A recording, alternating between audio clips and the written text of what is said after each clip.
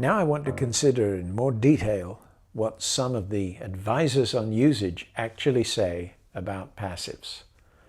And I'll start with the book that I hate the most, The Elements of Style by William Strunk and E.B. White. This is a passage that goes right back to Strunk's first edition in 1918. Yes, the book is now nearly 100 years old.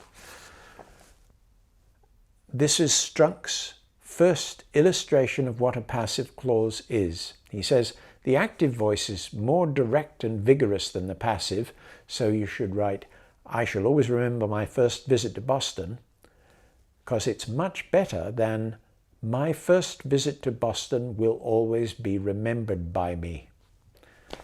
Now, what he says about that inept passive is that it's less direct, less bold, less concise. But really, think about the information structure condition that I just treated earlier. It's a direct violation of that. The utterer of any sentence is always old information unless stressed to contrast with somebody else, because there's always going to be an utterer. So the sentence, my first visit to Boston will always be remembered by me, violates the condition. There's nothing new in the byphrase there. The first visit to Boston is newer than the information in the byphrase, which is merely that it's me, the speaker. It's basically dishonest to introduce passives with an example like that. Because if you're going to talk about passive clauses and whether they're useful, you should at least pick one that could have been useful. It doesn't violate any fundamental condition in the grammar of English. But as Strunk goes on to talk about passives, he gets vaguer and vaguer after that rather dishonest beginning and starts saying things like, the habitual use of the active voice makes for forcible writing. Many a tame sentence of description or exposition can be made lively and emphatic by substituting a transitive in the active voice for some such perfunctory expression as there is or could be heard. Then Strunk and White give a tableau of 4 pairs of examples.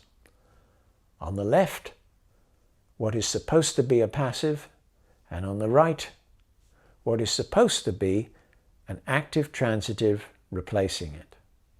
But look at the examples closely. The first one says, there were a number of dead leaves. There were a great number of dead leaves lying on the ground.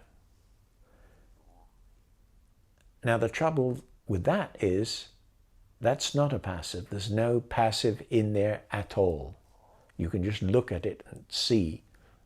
No past participle or anything. You could replace it by dead leaves covered the ground, which is admittedly shorter, but it's nothing to do with replacing a passive by an active. The second pair of examples has on the left, at dawn the crowing of a rooster could be heard.